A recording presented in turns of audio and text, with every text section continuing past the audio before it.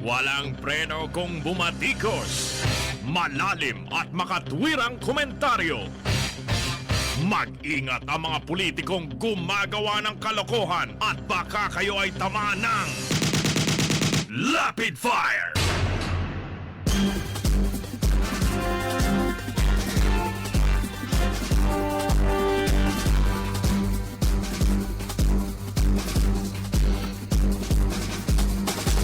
Pag-uusapan po nating muli mga kaibigan, ito pong tungkol sa pagkakasampa ng kaso laban sa mga matataas na opisyal ng Bureau of Customs.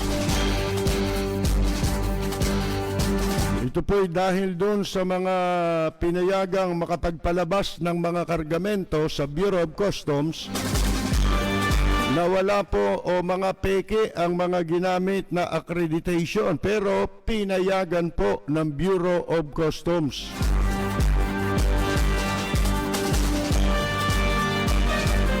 At ito pong artista na o celebrity na si Angel Locsin, mga kaibigan, ay nababahala na sa kanyang seguridad.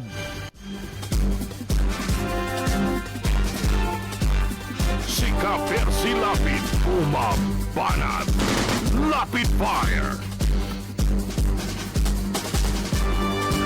Ayon po sa isang senador, mga kaibigan, titistigo raw, handang tumistigo yung pong binugbog na domestic helper na binugbog po ng ambasador na si Ambassador Marichu Mauro.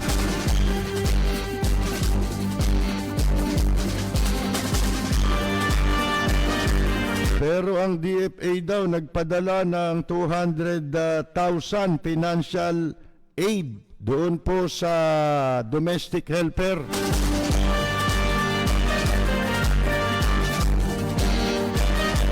Yan po'y ilan lamang sa ating mga pag-uusapan ngayong gabi.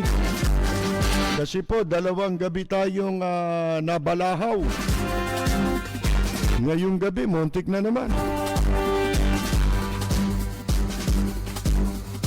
Ito'y sa magkakaibang kadahilanan po.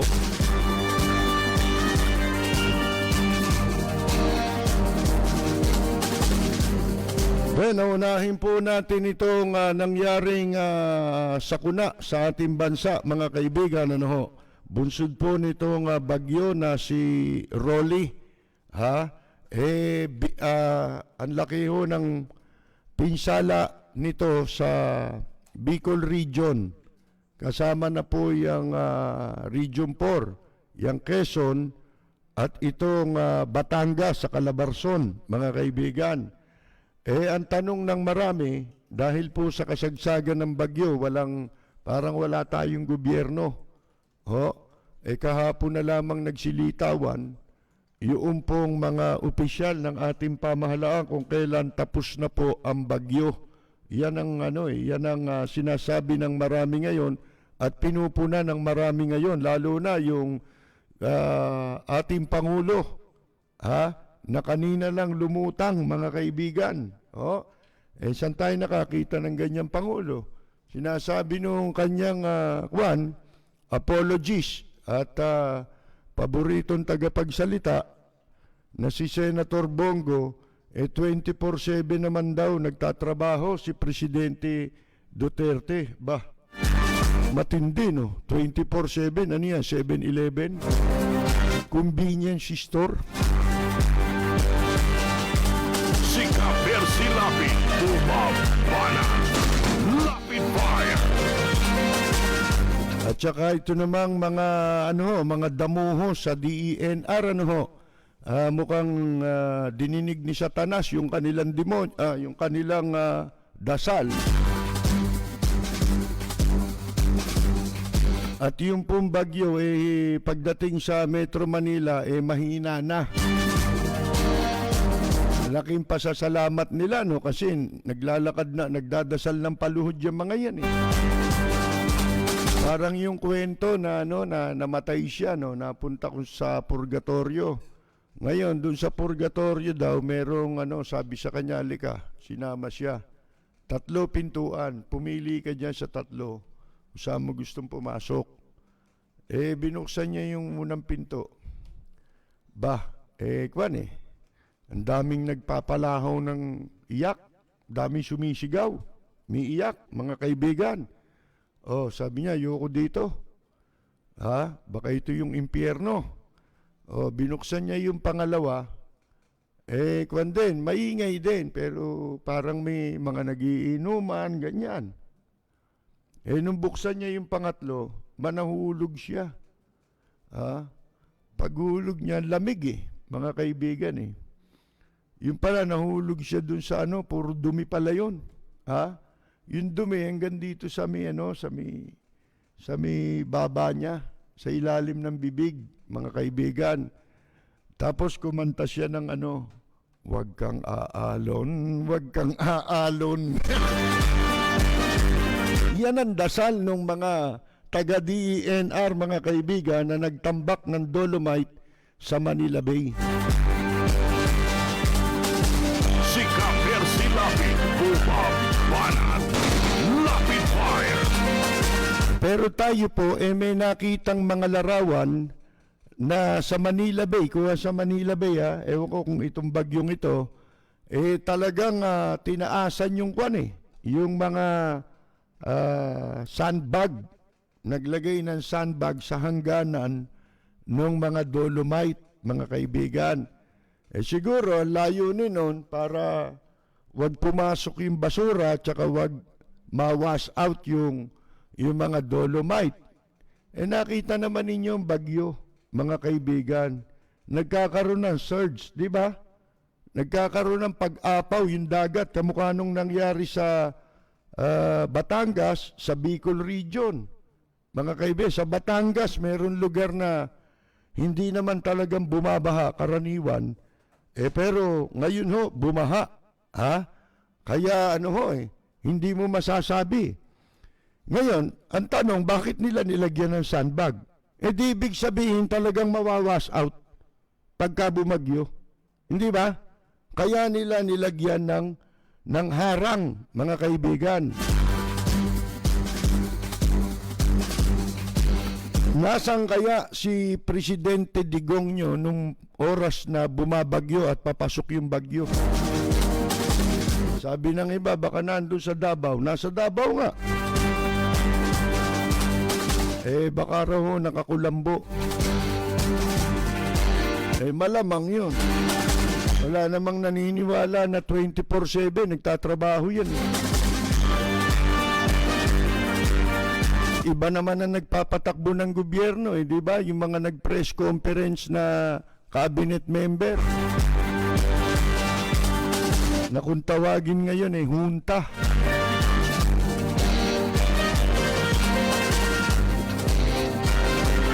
Bueno, ang tabayanan natin, yung mga resulta niyan, tignan natin kung dyan may magagawa ang gobyerno. Paano nila ngayon na ika nga po tutulungan makabangon itong mga kababayan natin na naapektuhan nitong bagyong si Rolly. Susunod na pangalan dapat Rodi, hindi na Rolly. Ngayon, itong si Angel Locsin ay napanood ko kanina sa isang news sa television, at siya po ay nababahala na sa seguridad ng kanyang buhay at ng kanyang pamilya, hindi lamang sa kanya kundi pati na dun sa mga pamilya niya, dahil po dito sa tinatawag na red tagging, o yung ikaw ay pinararatangan na komunista. Ngayon, ang dami ng komunista na sinasabi nila. Si Yorme Isko, sinasabi nilang komunista na rin daw. Alam nyo, mga kaibigan, tama yung sinasabi ni Angel Locsin. Nalalagay sila ngayon ang kanilang buhay sa panganib. Dahil po dito sa sinasabing ito ni General Parlade. Sipin ninyo, general yang nagsasalita na yan. Bakit hindi mababahala ang isang katulad po ni Angel Locsin? At ito ay pwedeng mangyari sa kanino man. Ha?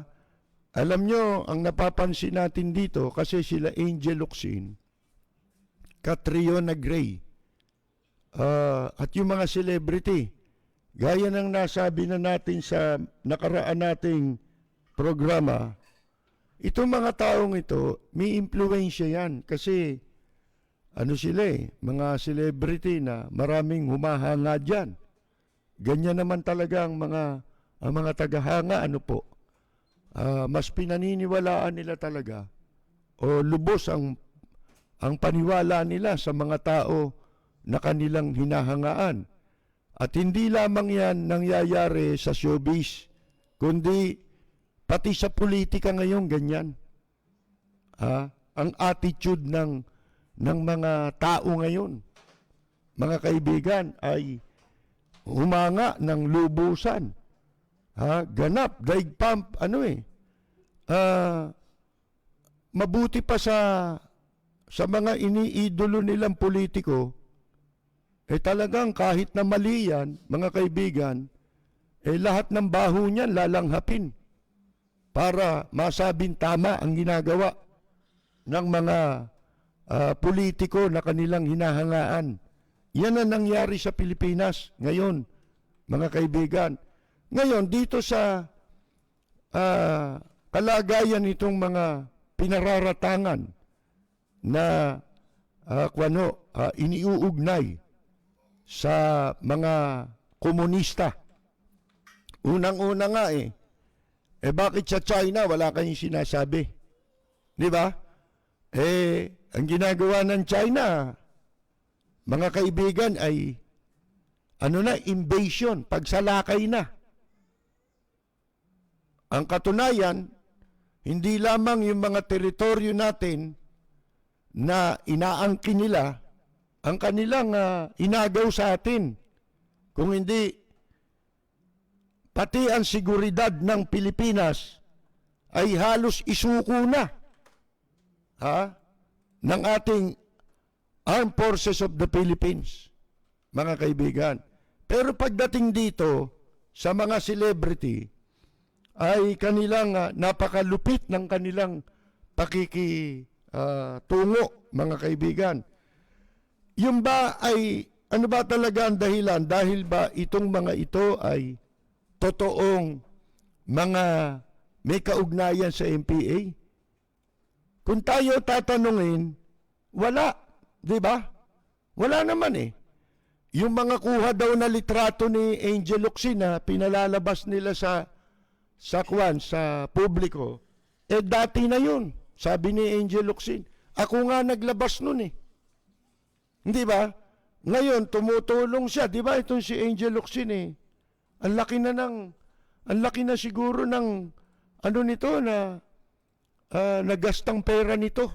Sarili niyang pera. Hindi niya ninakaw. Pinagpaguran niyang pera.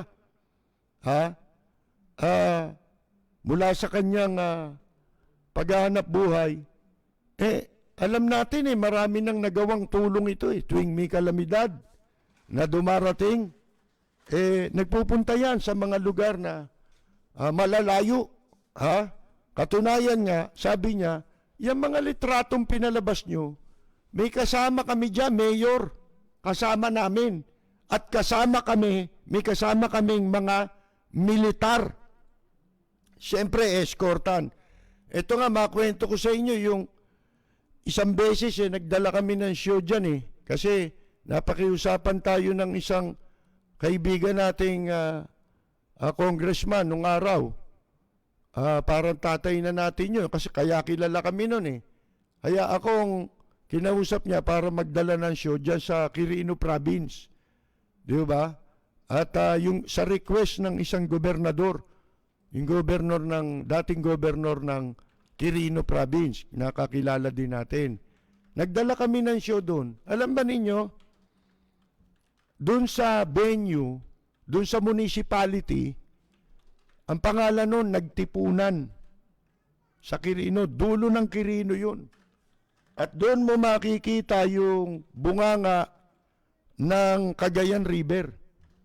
Nandun yung bunganga ng ng Cagayan River Ang ganda ron, mga kaibigan. Napakagandang lugar. Kaya lang, napakahirap puntahan. Dahil, hindi naman kalayuan yun sa Quirino proper, pero, napakatagal ng biyahe. Abutin ka ng 2-3 oras ang biyahe mo. Dahil rough road yun. Tawag nga nila doon Marlboro Country daw. Mga kaibigan. Ngayon, nung dumating na kami doon sa venue, maaga para mag-set up ng mga instrumento, siyempre akong nagbabantay para i-supervise sila o i-assist sila, di ba? Tapos makikipag-ugnayan naman tayo doon sa mga LGU na nag-imbita sa atin doon. Yan pa nga dinala ko, yung swapang na si Freddy Aguilar. Oh, mga kaibigan, nando mga tangke ng militar. Mga military nasa backstage. Yung mismong likod ng stage, mga kaibigan, meron mga tangke doon. Mga uniformadong Armed Forces of the Philippines. Pagkatapos, ang nanonood, MPA. Maalis mo ba yun? Ano yung maiwasan mo? Hindi naman talaga. Halimbawa, ang ibig ko sabihin, yung kasiyahan na yun, hindi mamimili ng tao. Bakit doon magkasama yung military, andun din yung MPA? Mahalata mo naman di ba? Pero hindi naman sila nagbabanatan doon. Kasi nga, hindi yun sitwasyon para sila magbarilan, magpatayan. Di ba? Katulad din nung ginagawa ni Angel Locsin, hindi ka pwedeng makapamili ng tao na manonood sa'yo o lalapit sa'yo. Hindi ba? Pagkatapos dahil lang doon sa litratong yun, pararatangan ka na ikaw supporter ka raw ng komunista. Kayo nga supporter ng komunista Nilagay nyo pa nga yung installation ng China dyan sa Camp Aguinaldo Pinayagan nyo pa nga Bakit doon hindi mo kinokontra yun? Hindi ba ang China ang komunista? Mga kaibigan, ngayon, alam nyo, may pakay yan.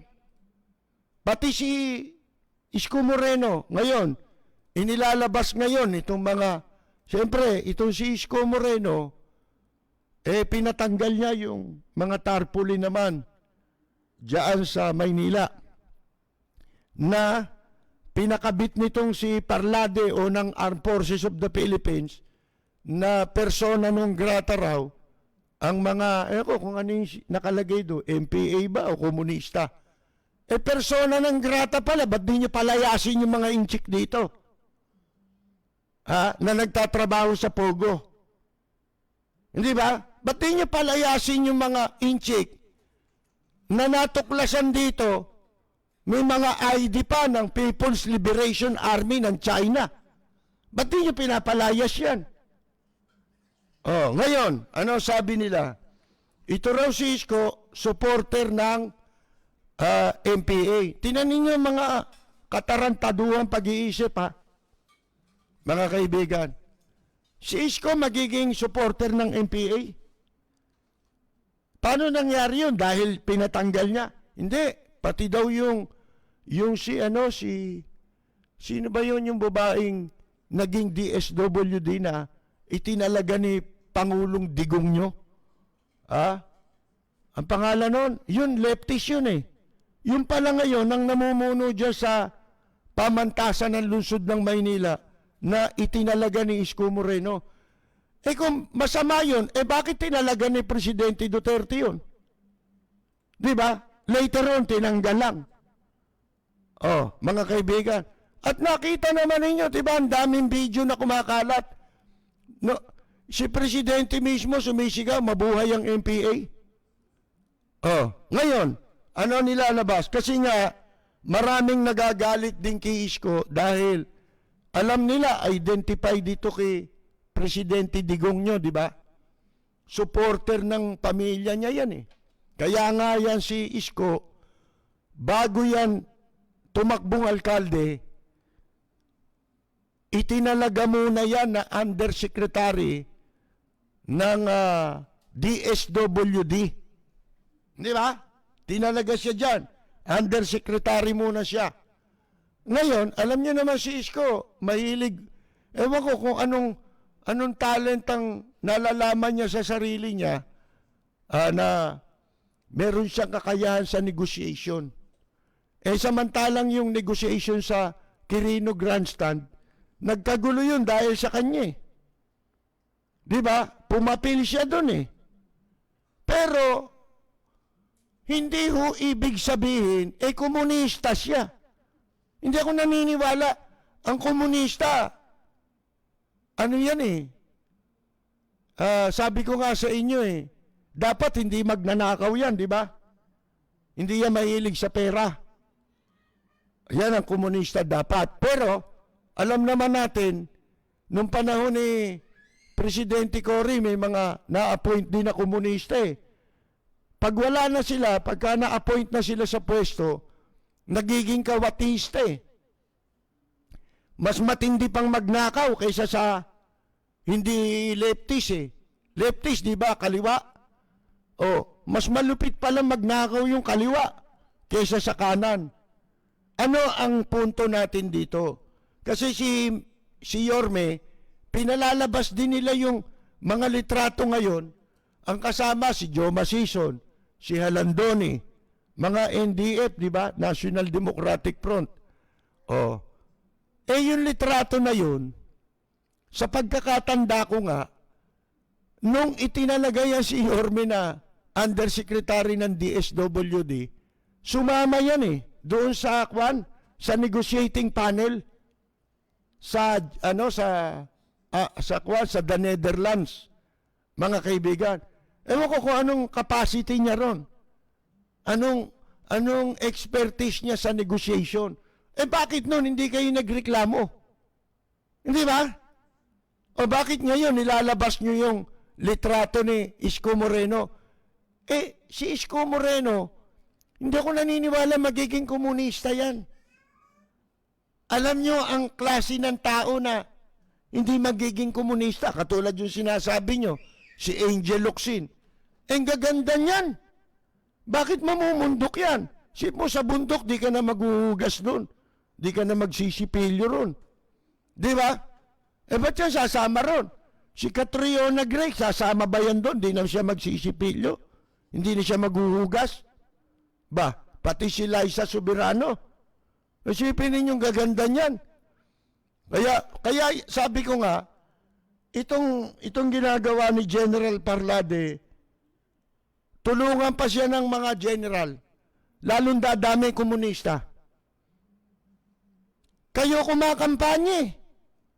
Kayo nagpaparami. Ganyan ba ang dapat na maging pakikitungo pati yung mga kabataan?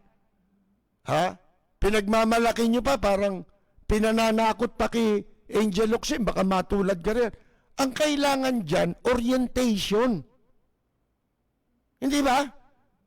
Ano ba ang naging dahilan para sila maakit nung paniwala na yun?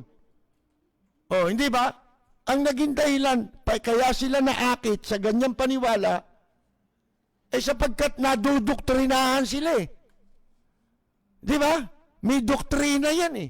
Mga kaibigan eh. Nung panahon ni Marcos ito, natatandaan ko, yung Civil Relations Service, CRS ng Armed Forces of the Philippines, ang dating namuno dyan, sa panahon ni dating Pangulong Marcos, si General De Leon, tatandaan ko yun eh. Tapos, meron siyang deputy. Ang kanyang deputy ay si Colonel Carlos F. Malana. Bakit ko alam? Kaibigan ng tatay ko yun. Kaklase yon ng tatay ko sa Ateneo de Cagayan nung sila'y mga bata. Ngayon, itong si General Carlos Malana, eventually, naging general ito. Hindi naman sa pagmamayabang. Dahil po sa tulong din na nagawa ng tatay ko. Dahil ang tatay ko, journalist broadcaster, journalist. Lagi siyang na ipopromote sa pamagitan ng media ng tatay ko. Diba? Ito si General Carlos F. Malana. Kaya nung ito sabitan ni Marcos ng Estrella. Nung siya ay sasabitan ng Estrella sa balikat bilang Brigadier General. Alam ba ninyo, 3 lang kaming isinama niya na sibilyan. Kasi ang mga nando doon sa Malacanang, ang magsasabi si Marcos inimbitan niya kami dahil kaibigan niya kami. Tinutulungan namin yan sa mga programa namin sa radyo. Kayo maniniwala, ang programa ho namin noon 3. Ako ang umuupo nung nag-uumpisa ako. 3 himpilan. Magkakahiwalay na programa. Sa isang himpilan, umaga. Sa isang himpilan, gabi. At merong isang himpilan tuwing linggo. Ngayon, napunta kami ng Malacanang sa invitation sa amin ni General Carlos F. Malana. Si General Malana, namatay na siguro Wala na akong balita taga Cagayan yan. Cagayan Valley. Si General Malana. Nung siya ay nasa CRS, kaya ho namin tinulungan yan para mag-promote ng isang kampanya. Yung tinatawag na Filipino ideology. Mga kaibigan. Dito sa Filipino ideology, natatandaan ko pa na walang politika. Ipinopromote yung culture ng mga Pilipino para matanim sa ating mga puso, sa ating mga isip, yung ating pagiging Pilipino. Yun ang purpose nun, mga kaibigan. At yun ay project yun ni General Carlos F. Malana. Ito nung yang si General Malana, total na ikukwento ko na rin lang. Kukwento ko sa inyo pangyayari. Nung sasabitan ng Estrella sa balikat, during that time, si General Ber ay on leave. Si General Ber noon ay on leave dahil po sa kanyang pagkakasangkot sa pagpatay kay dating Senador Benigno Aquino Jr. under the principle of command responsibility. Yun ang ikinakaso sa kanila. Magmula doon sa mga pumatay na sinasabi raw pumatay. Pero later on, na yan? Diyos na lang ang nakakaalam yan. Ngayon, nung sasabitan siya, nandun kami sa Malacanang. Gabi, mga kaibigan. Doon ko nakita unang-una ng malapitan si Marcos. Si Marcos noon, hirap nang maglakad. Kinakaladkad na yung isa niyang paa, yung kanang paa. At saka, namamagana yung muka. Yung mata niya, yung nagluluha, nagmumuta. Ang mata niya. Pero, ang utak ni Marcos, very sharp. Kahit na nung bago siya mamatay, di ba? Very sharp pa rin ang utak ni Marcos. Humina ang katawan, pero ang kanyang utak ay intact. Kinukwento ko lang sa inyo ang pangyayari. So dahil nga sa naiambag naming tulong diyan sa general na yan, kay General Malana, inimbitan niya kami ron. Alam ba ninyo nung gabing yun, ito ngayon ko lang maikukwento, o naikwento ko man ito, matagal na. Siguro marami sa inyo ang hindi na inabot yun. Ito, nung si General Malana ado kami sa Malacanang, naghihintay kami ng schedule. Wala namang ibang naka-schedule nung gabing yun kundi si General Malana. Siguro si Marcos may ginagawa. Ngayon, habang kami nagkukwentuhang nakatayo, may mga umiikot na kwan, yung tinapay na maliliit, sandwich. Yan, sila Rudy Puti ang nando doon. Si Rudy Felicidario. Sila mga waiter doon. Kapatid yan nung sheriff na si Toti Felicidario. Ang tatay nila, matagal na nagtrabaho sa Malacanang, ilang presidente kung 3 o 4 na presidente bago kay Marcos. Nagtrabaho doon sa Malacanang. Ngayon, nung bago mag-umpisa ang seremonya, meron lumapit na security ng Malacanang kay General Malana at binulungan siya. Pagkatapos siyang bulungan, lumapit sa amin si General Malana, sabi, sandali lang iwanan ko muna kayo, tawag ako ni General Ber. Nando doon si General Ber, pero hindi lumabas. Kasi nga, on leave si General Ber that time. Ngayon, kinukwento ko na, sinasamantala ko lang ang pagkakataon na alam ko ang pinag-uusapan natin yung kumukomunistang red tagging na ginagawa ng Armed Forces of the Philippines ngayon. Ngayon tinawag siya. Paglabas niya, kasunod na lumalabas si Presidente Marcos at kami ay pinapunta na doon sa parang, kung yun yung Heroes Hall.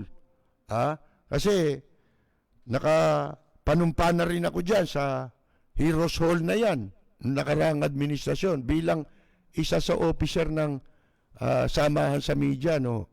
Ngayon, nung kakabitan na ng medalya, puro general lang nandun. Ito, kukwento ko sa inyo. Bigla na lang dumating doon si General Fidel Ramos, ang Vice Chief of Staff at Acting Chief of Staff that time. Mga kaibigan, ang kasama niya ay si General Eduardo Ermita. Ngayon, nung tapos ng sabitan si General Carlos Malana, at saka lang sila nakita ni Presidente Marcos. Hanggang ngayon, tandang-tanda ko ang exact words na binanggit ni Marcos. Pagkatapos sabitan, magpapakuha ng mga litrato yung mga general katabi siyempre yung sinabitan ng estrella. Alam nyo, bago mag-picture taking, nakita ni Marcos si dating presidente at General Fidel Ramos. Ang sabi ni Presidente Marcos, Eddie, sabi niyang ganon, I'm sorry, I was not able to inform you earlier about this. Ako nun, walang muwang. Wala pang muwang dahil bago lang tayo nun sa media. Hindi tayo palabasan ng ganyan . Diba? Pero pagbaba namin, nung kami paalis na, sabi ng tatay ko, napansin nyo ba? Yung sinabi ni Presidente Marcos, ibig sabihin hindi na sila in good terms ni General Ramos. Ang ibig sabihin, yung pagkakatalaga at promotion nitong si General Malana hindi dumaan kay General Ramos kahit siya ang acting Chief of Staff that time. Kung hindi ang tumulong para sa promotion ni General Malana, walang iba kung hindi si General Fabian Ber. Mga kaibigan. Alam nyo, kaibahan ng mga general ngayon sa general dati kahit sa panahon ni Marcos. Bihira magnanakaw nun. Walang ganito kalaking iskandalo. At wala kang maririnig na nagtatraidor sa bansa. Pero ngayon, mga kaibigan, ibang-ibang approach. Binabanggit ko sa inyo yung Filipino ideology. Isa yun sa pamamaraan eh. Kung paano mo i-encourage, kung paano mo imumulat ang mga kabataan sa mas importanteng bagay na kailangan nila na matutuhan at malagay sa kanilang isip at puso nila. Ano yun? Yung pagiging Pilipino. Di ba? Kung lahat tayo, ganun ang isip natin, kamukha ng mga Hapon, nationalist. Dito wala nang nationalist dito eh. Puro falsifikado rito eh. Ultimong yan samahan ng mga komunista, falsifikado na rin yan eh. Wala naman totoo dyan eh. At eto pa, total, nagre-red tagging kayo. Yang Armed Forces of the Philippines. Mga kaibigan. Nagre-red tagging kayo. Alam ba ninyo na yung mga NDF na yan, kumukolekta ng pera yan sa mga politiko?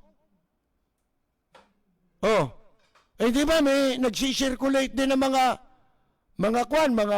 information na ito raw si Presidente Duterte nagbibigay din ng pera sa komunista. Bakit nila ginagawa yon? Pati yung mga politiko, mapa-local, mapa-national, nagbibigay sila ng pera sa NDF. Sinasabi ganyan ha? Bakit? Para wag silang ma-assassinate. Nakita na ninyo? Para wag masabutahe. Ang daming ganyang Ngayon, aakusahan mo ngayon si Mayor Isko Moreno na MPA, supporter ng MPA. Kung supporter ng MPA, dami supporter ng MPA. Di ba? Di ba, minsan meron pa nga nung nakaraang taon niya tayo na nag-vandalize dyan yung mga leftists, di ba?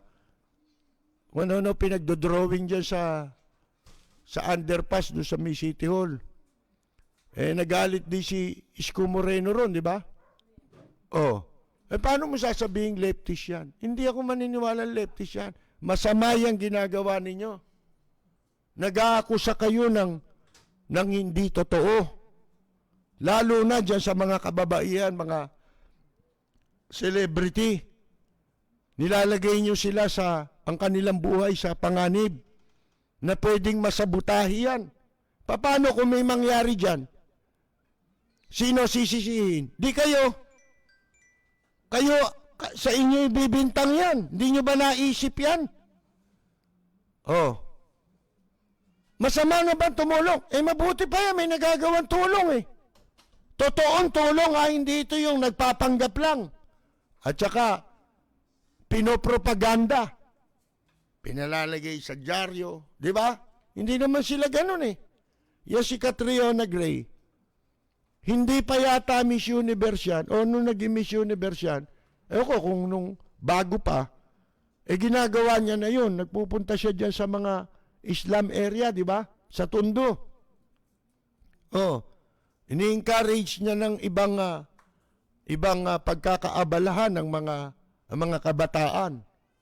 Yung ma-involve sa mga arts, di ba? Kasi artist yan singer yan si Catriona Gray. Alam ba ninyo kung sino nag-build up kay Catriona Gray? Bago yan napasali sa Miss Universe? Military! Ano sasabihin ninyo mga lefties yan? Ang tumulong dyan, financially, alam ko kinuwento ko nga to nung naging Miss Universe Di ba? Bago siya sumali pa, hindi pa sa mga maliliit pang beauty pageant yan. Tinutulungan na yan ng isang military official. No string attached yun, ha? Mga kaibigan. Kasi yung military official na yun, namatay na yun Hindi ko na sasabihin kung ba't no string attached, hindi ho Chavit Singson yun, ha? Na nagtutulog-tulugan, ha? Para mapadaiti kay Catriona Gray. Hindi, tagang yung ano na yon, yung namatay na military official na yung colonel yun. Yun, ano yun matulungin sa mga may talent. Hindi lang sa ganyan, mga beauty queen, mga gaya. Hindi. Pati sa mga singer. Ultimo sa sundalo. Kaya nga nagkaroon ng nag-i-sponsor yan ng mga show. So, pinasasali niya mga sundalo, mga pulis, na meron talent sa kantahan, na napapanood sa mga pangunahing entertainment show. Tinutulungan niya yun. At isa si Catriona Gray sa natulungan. Ano masama yung tumulong ka? Ang pagtulong ba, may bibigay ako. Gusto mong tumulong ng tao. Ito bibigyan ko. Ang tulong nila Angel Locsin, lugar-lugar di ba? Pag pumunta sa isang lugar, kung sino yung mabigyan nila ron, di ba? Tatanungin ba muna niya, MPA ka ba? Anong katarantaduhan yun? Di may discrimination ka. Di ba? Hindi katulad sa atin, meron din tayong ginagawang ganyan ngayon. Ayaw na nga natin sana mabanggit. Kaya lang, ito hindi maiiwasan itong tungkol sa mga entertainers. Bago nga pala tayo magkalimutan, meron tayong second tranche na ipamamahagi, natapos na tayo sa October, 150, mahigit pa ho ang natulungan natin. Dito naman sa November, yung second tranche, magsisimula po tayo sa November 9. Makakatanggap ulit yung marami sa napadala natin, pero meron tayong ibang bibigyan pa. Yung iba, pasensyahan muna, hindi makakasama rito, kundi mapapalitan ng iba. Pero marami dyan sa nabigyan natin ng 1,000K o 1,000 pesos na ayuda para sa mga working musicians, entertainers na nawalan ng trabaho. Magsisimula po tayo magpadala muli para sa ating second tranche sa darating na November 9. November 9 po kami muli magpapadala sa inyo. Maliit na bagay, pero makatutulong din ito. Kung yung mga mayor nga nagpadala ng ayuda hindi naman tayo mayor, di ba? Ano pinadalang ayuda? 2 kilong bigas, 3 latang sardinas. Meron na ho bang 300 pesos yun? Siguro wala. Kasi yung bigas na pinamimigay nila, hindi naman magandang klase yun, di ba? Kaya hindi. Kung 2 kilo yun, walang 100 piso yun, yung bigas. Di ba? Hindi ko minimenos, pero totoo naman May pondo naman sila dyan, di ba? Para dyan. Kasi gagamitin mo naman yan para sa tao, anong problema mo? Para hindi mo maitulong ng tama, di ba? Ito nga, hindi naman pera ng gobyerno ito Ito'y pera ng mga kababayan nating nagmalasakit at marunong umunawa sa kalagayan ng mga kababayan din nating musician, entertainers. Hindi ho to cover lahat para sa maaabot lang ng ating matutulong. Hindi ho naman ako isang buong istasyon eh. Di ba? Ako'y nag-iisa lang na programa. Di ba? Oh. Yung iba nga, nangangalap sila, istasyon na nga eh. Yung iba namang entertainer, syempre, kailangan talaga nila mabuhay. Gumagawa rin sila ng fundraising nila sa pamamagitan ng concert nila. Online concert. Pero, kaya nila ginagawa yung para sa kanilang sarili. Ito naman hindi eh. Para sa maaabot na ating tutulungan. Noong November, nung nakaraang buwan nga, ang inaasahan lang natin talaga 100. Wala, hindi mo matitiis eh. Maraming nagpapadala ng kanilang mensahe. Talagang kailangan nila. Pero may hangganan ng ating maitutulong. At gusto ko ring samantalahin ang pagkakataong ito na wala ho kaming tinawagan na sino mang individual para magbigay. Lahat ho ng tulong na natanggap natin, kusa po yan. Ipinanawagan lang natin yan, pero wala ho kaming sinabihan na pwede ka bang magbigay dito? Wala ho tayong ganyan, mga kaibigan. Kahit sino, wala. At lalong wala po tayong inutusan na mangalap ng anumang tulong para dito po sa ginagawa natin, mga kaibigan. Hindi po natin inauthorize ang sino man. Kasi hindi natin mapapanagutan yan eh. Di ba? Wala tayong control dyan eh. Kaya kung sino man ang gagamit ng anumang gagawa ng ibang pagsusulisit at sasabihin dito sa programa natin, wala ho kaming kinalaman doon. Wala akong in-announce na ganyan. Diba ho? Padala nyo rito at ibinigay namin ang pangalan kung kanino nyo ipadadala. Diba? At ang numero. Maliban doon, wala naman eh. Mga kaibigan, mawalang galang na po. Kasi alam nyo, merong, di ba? Yun nga ang iniiwasan natin. Kaya sabi ko nga, alam nyo, ang mabuting hangarin, hindi sapat yan eh. Minsan mabuting hangarin, tapos nagkakaroon ng masamang layunin. Hindi ko sinasabing, pero ganyan ang dapat nating pag-ingatan. Nag-iingat tayo.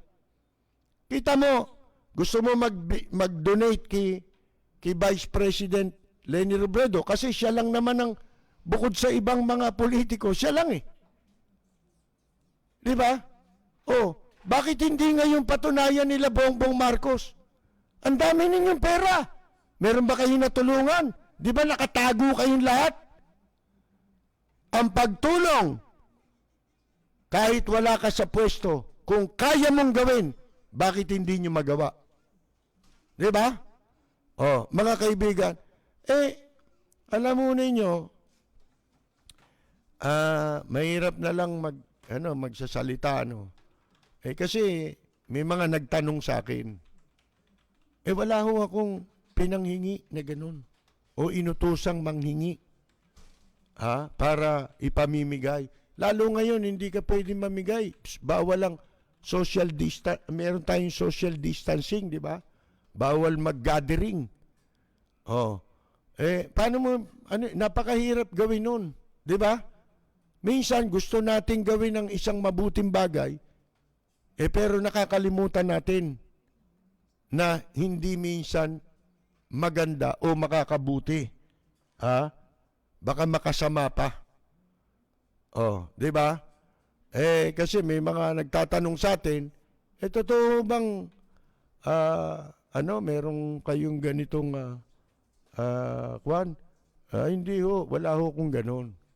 Merong nag-o-offer sa atin na mamimigay pero hindi ko ho yun na sinabihan o ano na sige mangalap kayo ng ganyan at ipamigay natin. Eh kung ano ho yun dumating di ba? So ngayon inuulit ho natin. Mag-uumpisa po tayong mamahagi ng 1,000 pesos para sa mga musician. Ito ho'y second tranche. Marami sa mga nakatanggap ang muling makakatanggap. Meron lang ho kaming babawasing ilan doon at papalitan naman namin ng iba rin. Kasi sabi ko nga sa inyo, ang priority natin mga senior citizen.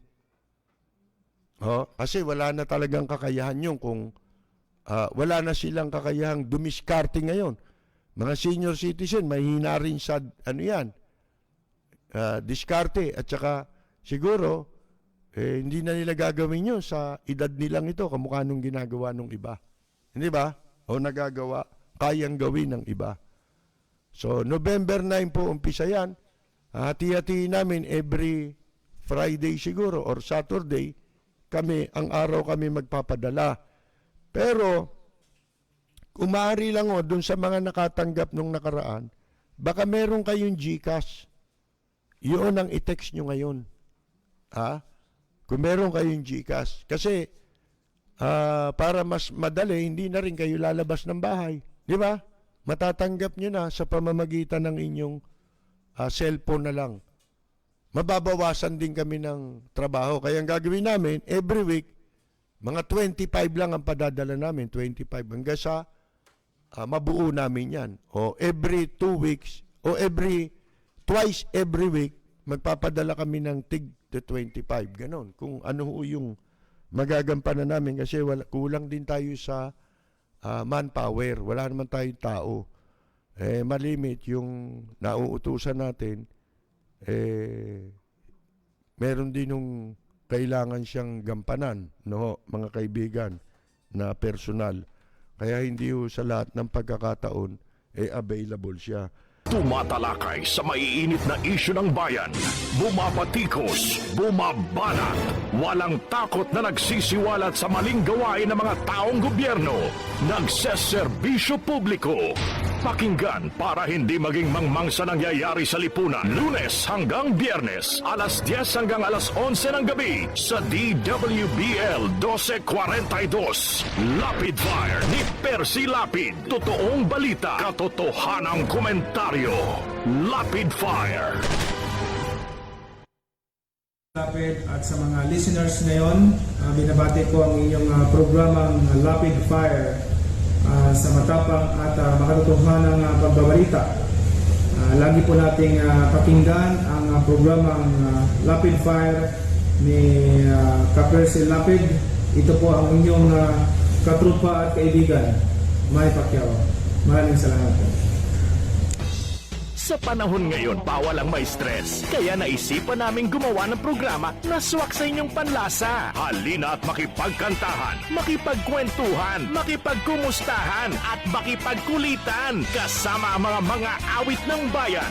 Lapid Fires Live Jamming. Alas 10 hanggang alas 11:30 ng gabi. Tuwing Sabado dito sa DWBL 1242. Hosted by Ka-Percy Lapid. Lapid Fires Live Jamming. Kinig na!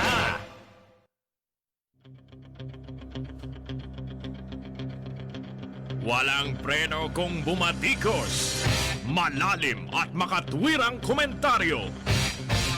Mag-ingat ang mga politikong gumagawa ng kalokohan at baka kayo ay tamaan ng Lapid Fire!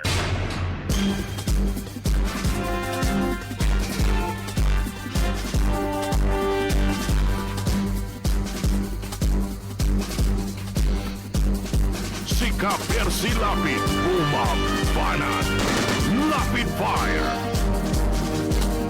Magpapatuloy po tayo mga kaibigan. Sabi ko nga kanina, nuulit natin para doon sa mga late pong nanonood ng ating live stream ay magsisimula po tayo muli na mamahagi ng 1,000 pesos na ayuda para sa mga nawalan ng hanap buhay na working musicians, entertainers.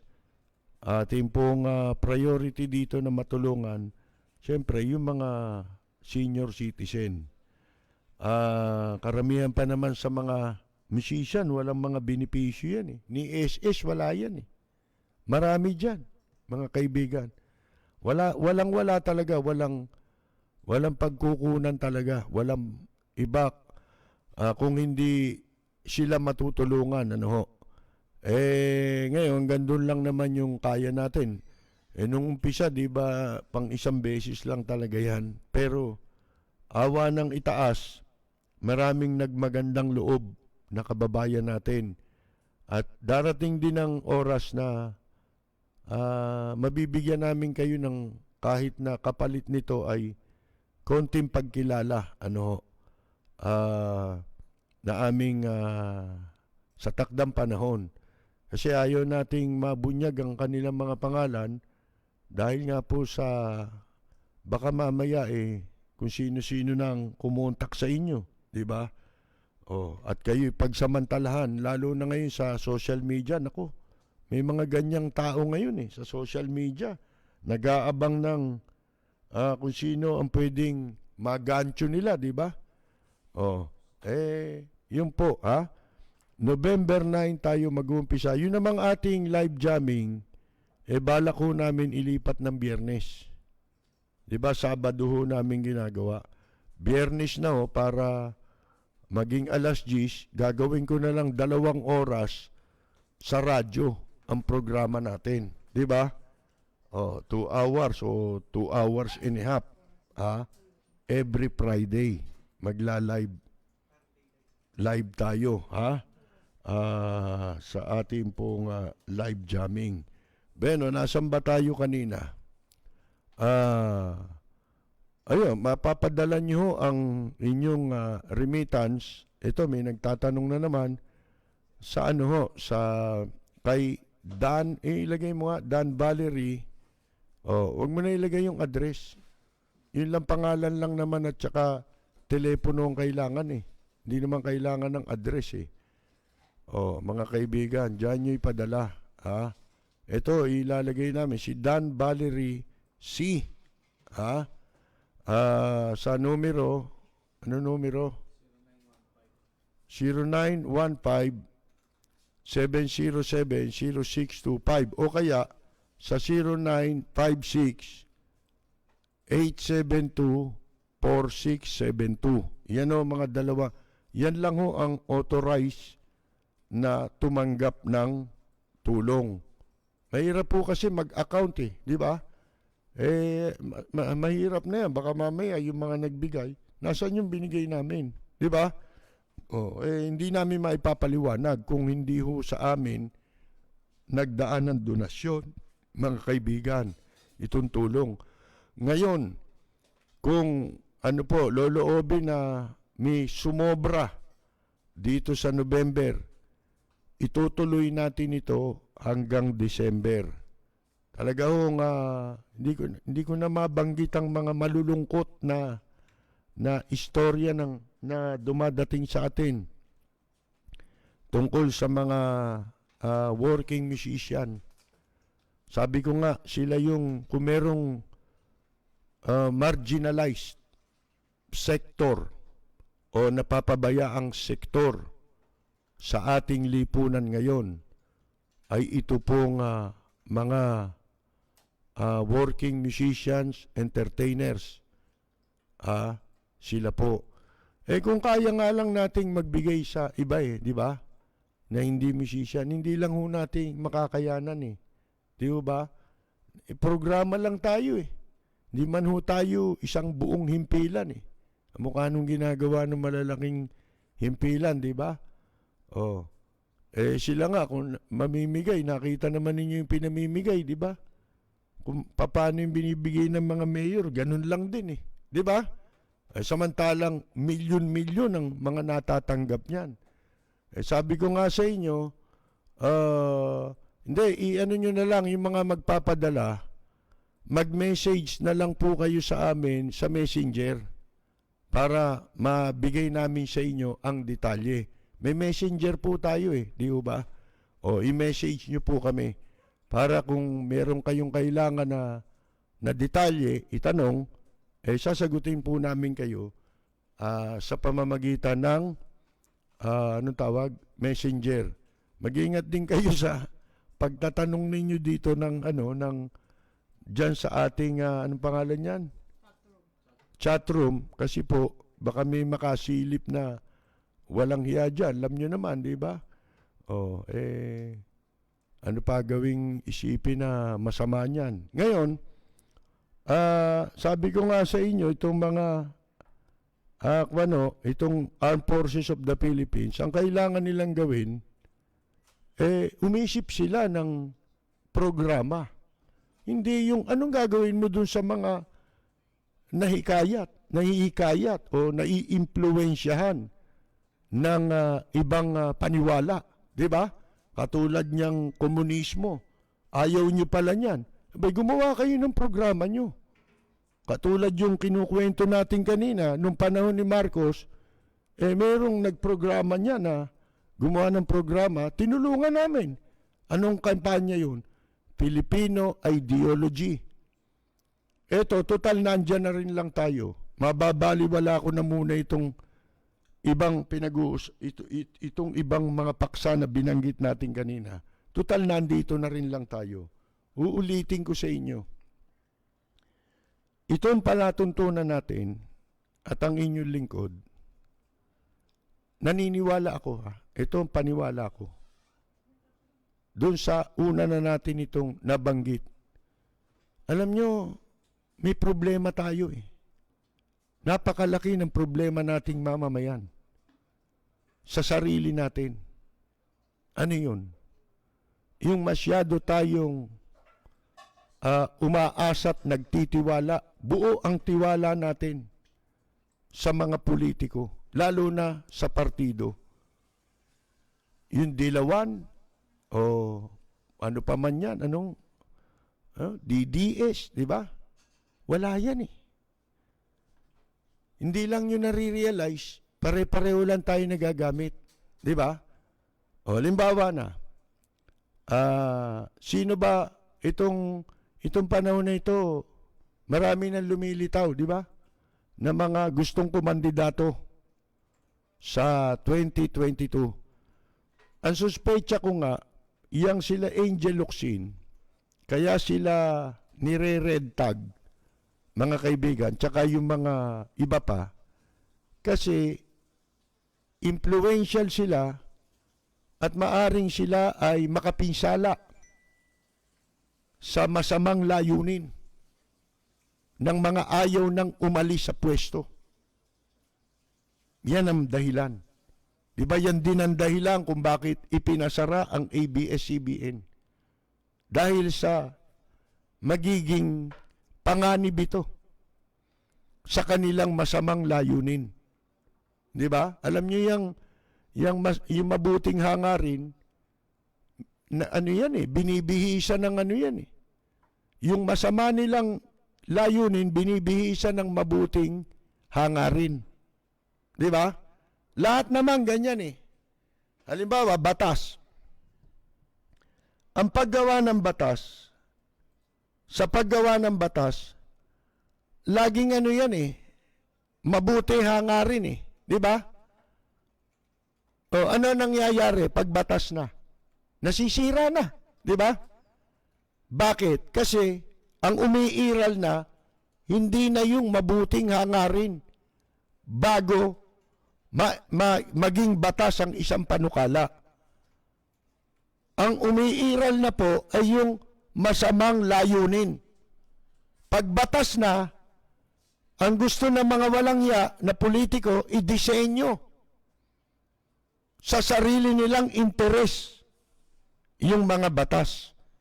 Kaya walang mangyayari sa atin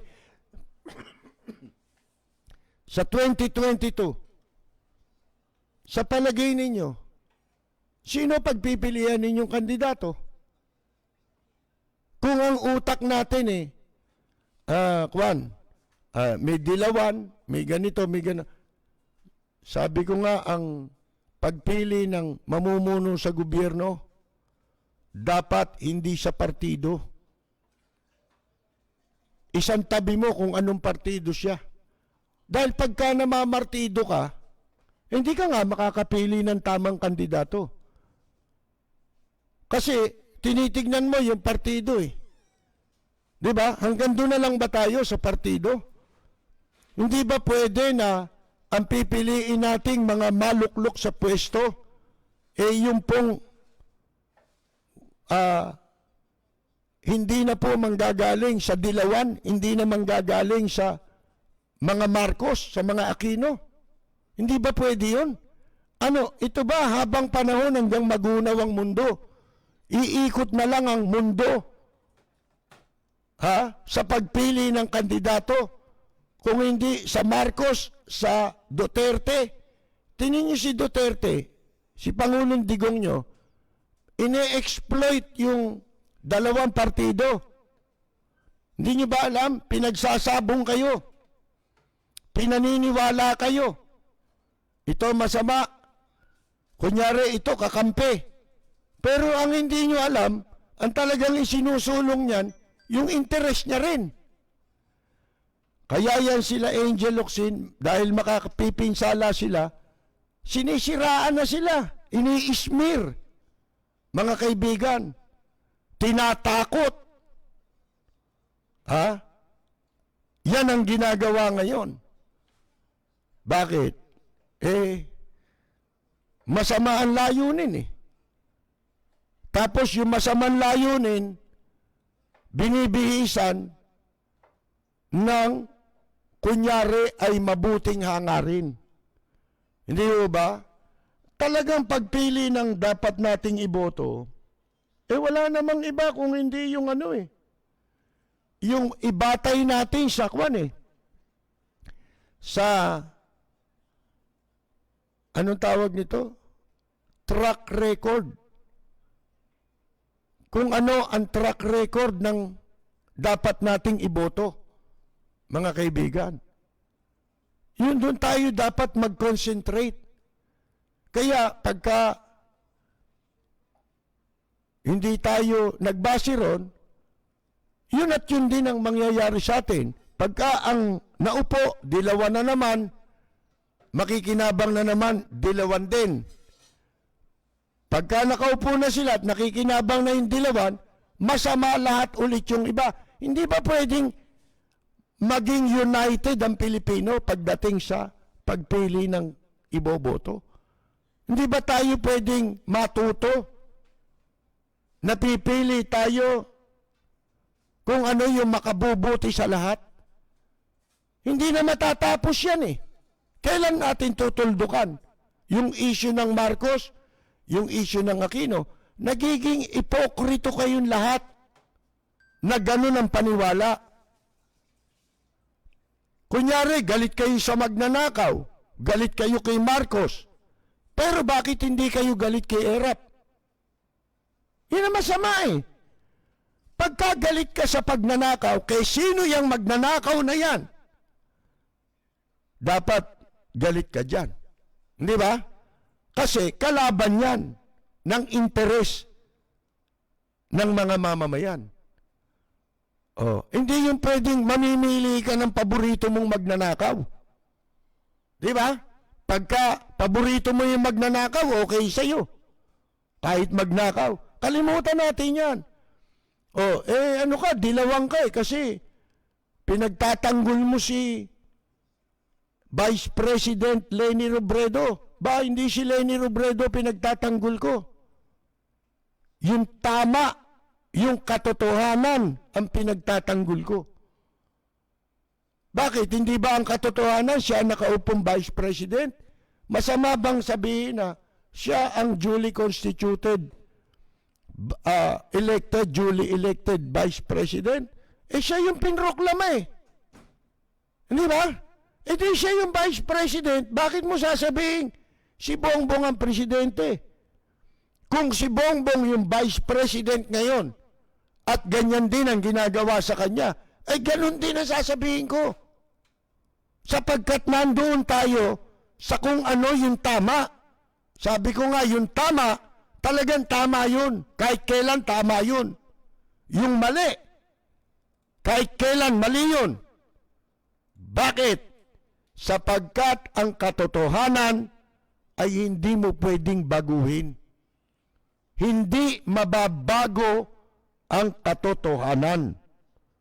Si Ka-Percy Lapid, bumabanat. Lapid Fire!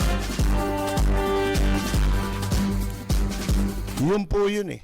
Ha? Sana maging maliwanag sa inyo. Baka ang akala nung iba, como pinagtatanggol natin si Vice President Leni Robredo, dilawan ako. Hindi ho. Kung ano yung totoo. Sabi ko nga sa inyo, di ba? Marami magagalit sa akin, yung sa dilawan naman. Kasi, yung dating presidente si Marcos, sarili kong paniwala yun. Hindi ko kayo hinihikayat na maniwala kayo sa akin. May sarili kayong paniwala. Pero pagdating sa kunta, boboto tayo, sino ang dapat nating iboto? Dito ba tayo mamimili na lang? Hanggang kailan natin gagawin yun? Hindi natin tinutulungan ng bansa natin na magkaisa. Kung ako sa inyo, imposible lang kasing mangyari dahil sa ugali na ng tao ngayon eh. Alin, kung may kandidato na hindi identified sa mga Marcos, hindi identified sa mga Aquino, at hindi rin identified dito kay Presidente Digong nyo, hindi ako pipili dyan. Kung meron lamang. At sana meron. At kung meron man may kakayahan ba yun? Hindi rin iboboto eh. Yun ang malaking problema ng Pilipinas eh. Ha? At yung katangahan na yan, lumalaganap yan hanggang sa Amerika ngayon eh. Di ba? Hindi na rin tumitingin sa track record eh. Partido na rin, mga kaibigan. Dapat tayong mga Pilipino, sa tagal, natuto na tayo sa kasaysayan. Di ba? Ba't si Jose Rizal ba may partido? Si Andres Bonifacio ba may partido? Ang sumira sa mga bayani natin, yung partido rin eh. Yan ang nakasira eh. Mga kaibigan eh. Yung mga politiko rin eh. Walang partido pagdating sa pagmamahal mo sa bayan. Kung mahal mo ang bansa mo, bakit ka mamamartido? Di ang titignan ko yung kakayahan ng isang tao na mamumuno. Dapat ang mamumuno ay hindi divisive. Ha? Kung ang isang mamumuno hindi divisive, hindi siya nanggaling sa, kahit pa siya nanggaling dyan kung matino na siya, di ba? Pag ako, panahon ko, walang dilawan-dilawan sa akin, walang Marcos sa akin, walang Duterte sa akin. Di ba?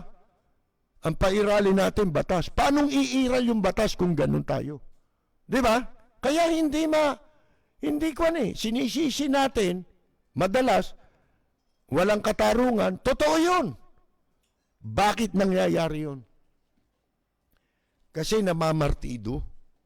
Huwag tayong mamartido, mga kaibigan. Ito na yung napala natin sa loob ng mahabang panahon dahil sa partido na yan. Ano ba yung partido? Di ba yan ang kasangkapan para makapagnakaw? Nakita ninyo yung mga balimbing? Dati Marcos, naging Cory. Pagkatapos, kung sino nakaupo, yun ang partido nila. Wala naman totoong partido rito Ang talagang partido, mabuti pa yung partido sa Amerika. Merong yun. May mga ideals yun. May mga party stand yun. Dito wala. Ang partido rito, ganito. Nasaan ang pork barrel? Di nandun sa speaker. Tatanungin ba nun, ano partido niyang speaker? Ano yan Duterte-ning yan ano yan Digong nyo yan Diyan tayo kasi nandyan ang labangan eh. Diyan tayo sasabsab eh. Di ba? Yun ang masama. Nakita ninyo? Baliwala. Yung pamamartido mo, baliwala. Pero kung ang botante marunong pumili base sa track record ng kandidato, pipili, mga kaibigan, hindi ka magkakamali. Di ba? Maaari tayong mabigo. Kasi merong panahon na angkop yung ganitong kandidato. Siya ang hinahanap natin. Ngayon ba, ano ba ang dapat na maging katangian ng pipiliin natin? Nung nakaraan, yung rule of law eh. Yun ang sinasabi ko noon eh. Rule of law. Di ba yun naging battle cry ni Presidente Digongyo? Pero, nagkamali tayo. Nabigo tayo. Binigo tayo eh. Hindi na natin kasalanan yun. Pumili tayo ulit. Ano ngayon ang pipiliin natin? Dapat, ang pipiliin natin ngayon, nakatuon tayo. Kung sino yung marunong magmahal sa bayan. Bigyan ko kayo example. May kakayahan lahat. Pero hindi iboboto eh. Kung tatakbong presidente. Halimbawa, si Justice Antonio Carpio. Yan ba meron ba makakapantay sa ano niyan? Sa mga nasa gobyerno ngayon? Sige nga. Sa mga kakandidato ngayon. May makakapantay ba sa kanya sa kanyang track record? Wala eh. Sa kanyang kakayahan. Ang tanong, pag yan ba kumandidato, iboboto nyo? Hindi rin naman eh. Bakit? Walang kwarta eh.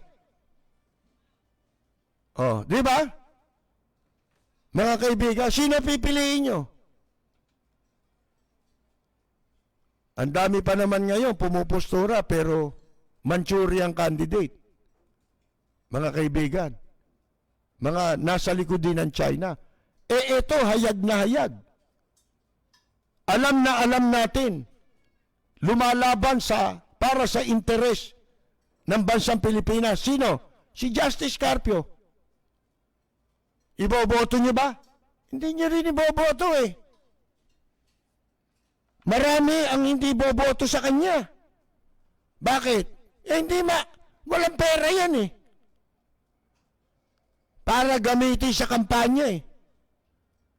Pero siya yung most qualified kung tutuusin ninyo.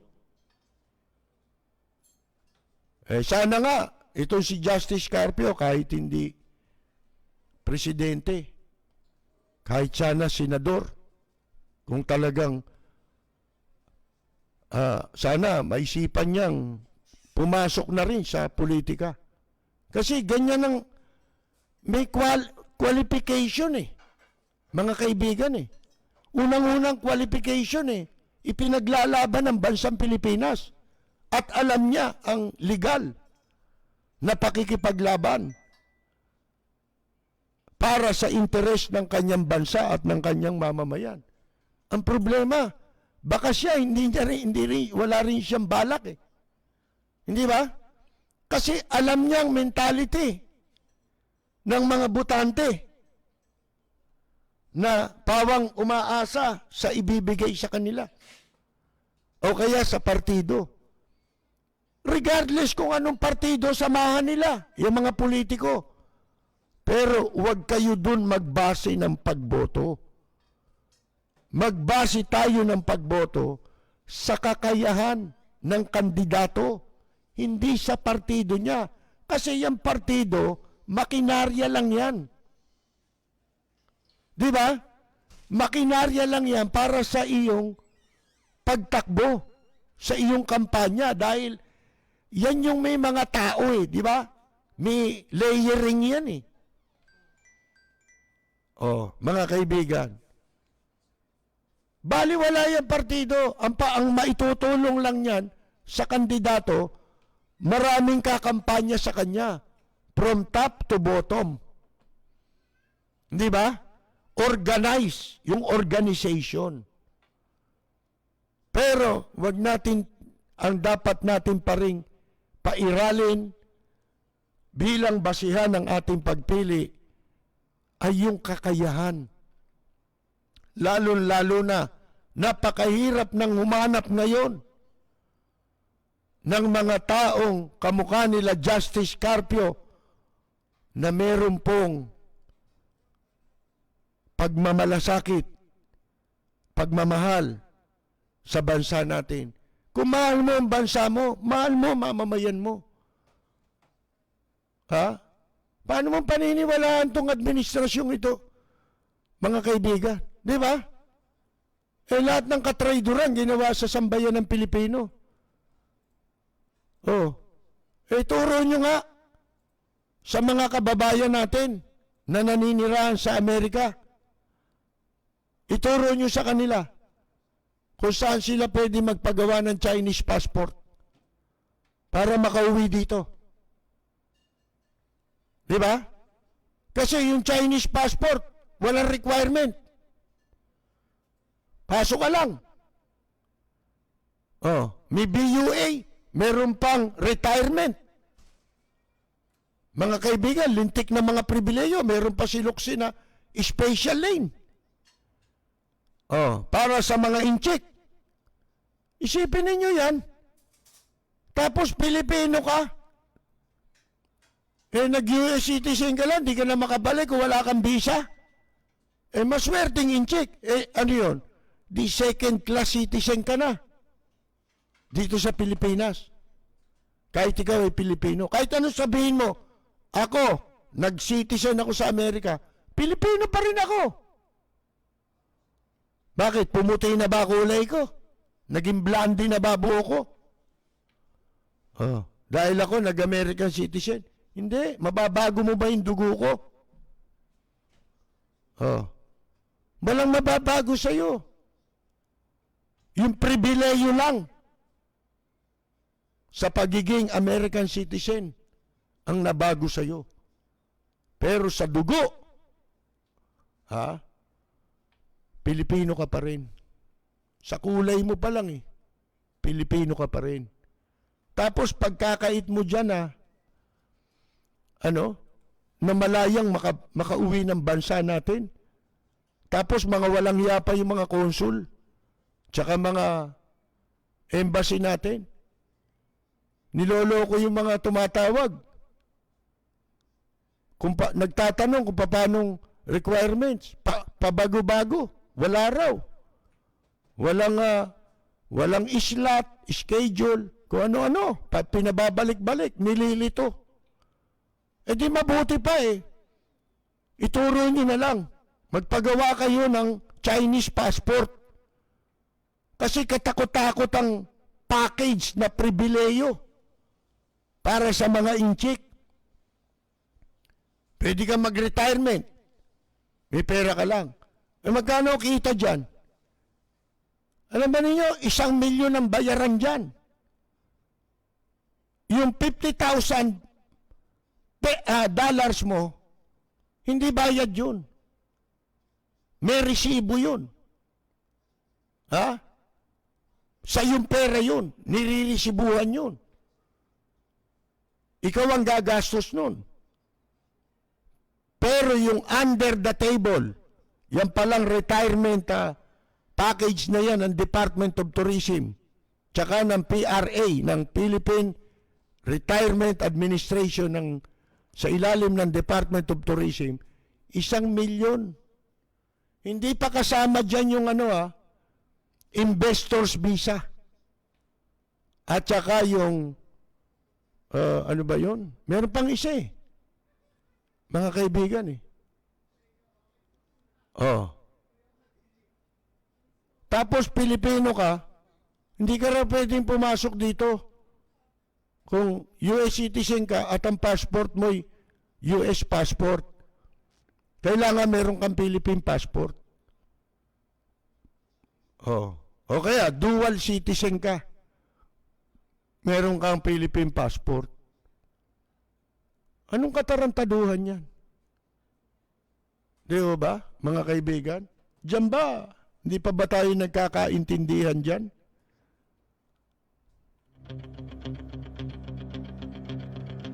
Walang preno kung bumatikos. Malalim at makatwirang komentaryo. Mag-ingat ang mga politikong gumagawa ng kalokohan at baka kayo ay tamaan ng Lapid Fire! Magandang gabi po sa inyong lahat. Ito po si Nonoy Zuniga, nag-iimbita sa inyo na sumubaybay at makinig lagi sa Lapid Fire. Ito ang programang mapanuri, may tapang at napapanahong komentaryo. Dito tayo sa Lapid Fire. Si Ka-Percy Lapid, bumabanat. Lapid Fire!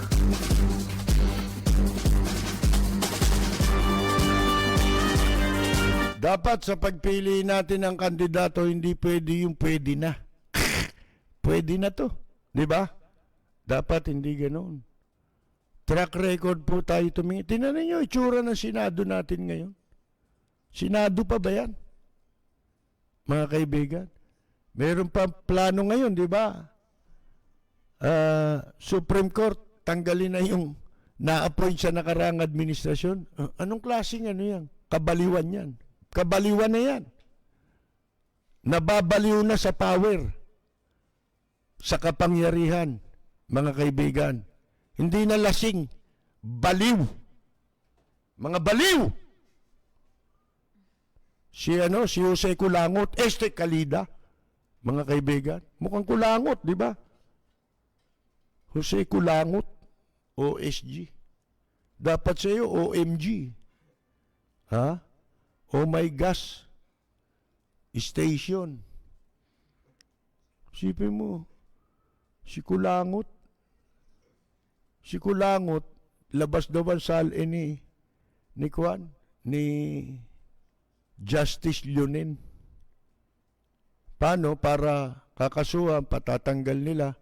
Ba't di mo palalabas mo pala salin? Di lahat ng justice, sabihin mo, labas nyo lahat yung salin nyo.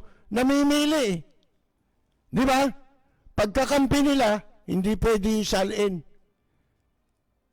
Pwedeng hindi ilabas.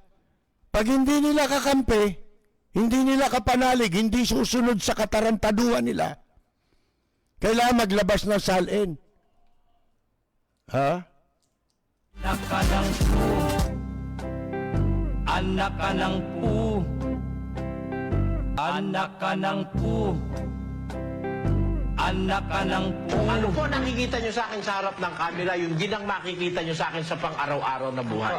Talaga pong gumagamit ako ng salitang gago, tanga, inutil, tarantado!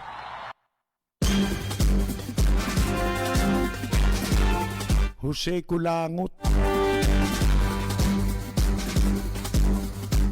Labas daw ang salin ni ni Justice Marvic Leonen, mga kaibigan. Kasi na-appoint ito noong nakaraang administrasyon. Hindi pa na siya, napatalsik nila si Sereno dahil sa salin. Ba't si Presidente Duterte ay maglabas ng salin? Oh, di ba? Oh, salinin mo mukha mo. Ha? Mga kaibigan, di ba? Ay, sinasabi natin, si Kowaran to. Gusto nito, laging Kowaran to eh. Ha? Dapat dito, bakunahan na ito eh. Bakunahan mo nga ng COVID yan. Si Ka-Percy Lapid, bumabanat. Lapid Fire!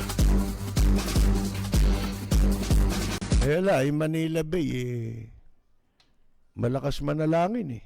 Ha? Nakaluhod eh. Huwag kang aalon, huwag kang aalon. Yun, di ba? Swerte, no? Alam niyo, minsan nagtatampo na yung mga matitinong tao. Yung mga law-abiding, mga God-fearing, di ba? Yung matatakutin sa itaas. Tapos law-abiding, di ba? Nagtatampo na sila eh. Bakit ang swerte ang haba ng mga magnanakaw? Di ba? Huwag niyo ipagtampo yun kasi darating din sa kanila yun Di ba? Yung hinahangad mo, hindi nga lang sa paraan na gusto natin. Di ba? Hindi rin sa panahon na gusto natin. Pero ang itaas, di naman natutulog yan. Tignan ninyo. Tignan mo itong si Guerrero ng Bureau of Customs, si Ray Leonardo Guerrero. General ito mga kaibigan. Sa panahon ni Marcos, walang mga ganitong general na galing sa military, itinalaga sa pwesto. Walang ganyan Kung meron man, hindi ganito kagarapal.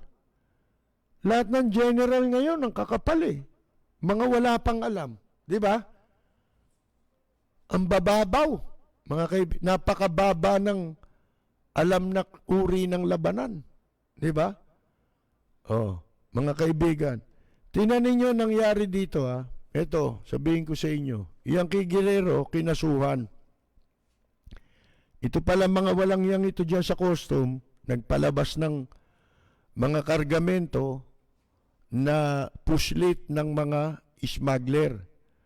Alam ba ninyo, balita natin dito sa mga nabanggit na mga, ilan ba yun? Limang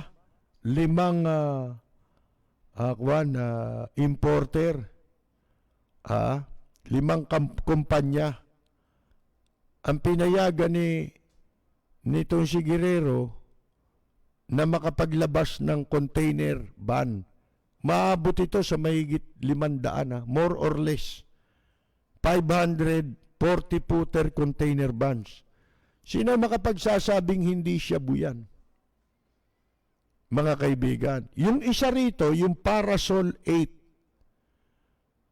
Kaya natin, may nakapagsabi sa atin, ito daw ay, ang nasa likod nito ay si Kimberly Suso.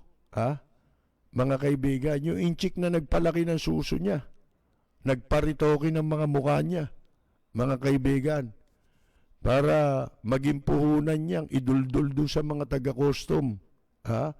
Para si Big Mama yan Dinuduldul ni Kimberly. Ito si Kimberly, nasangkot na sa shabu ito. Natandaan niyo yung filter sa Cavite?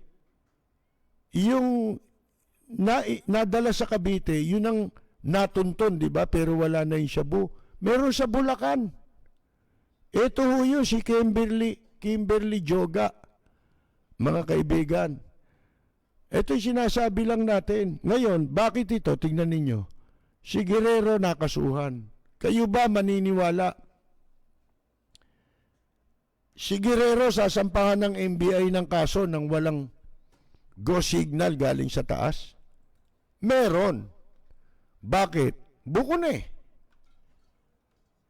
Ano pa? Paano? Ano raw ito pagka merong pinakiusap pala rito, kahit na itaas, tabla ka. Maliban ko si Digong nyo magsasabi sa kanya, may nasagasaan siya ngayon. Di nilabas ngayon ng dossier. Di ba? Yung dossier na kayo may kagagawan. Sipin mo, nagpapalabas kayo ng kargamento, ang mga kumpanya pinuntahan, walang ganong address. Dati nang gawain sa custom yun Tapos pirmado yung commissioner, ayun, kaso kayo ngayon. Di ba? At malamang si Baking ka na riyan, Di ka na magtagal dyan. Si Ka Percy Lapid, Lapid Fire.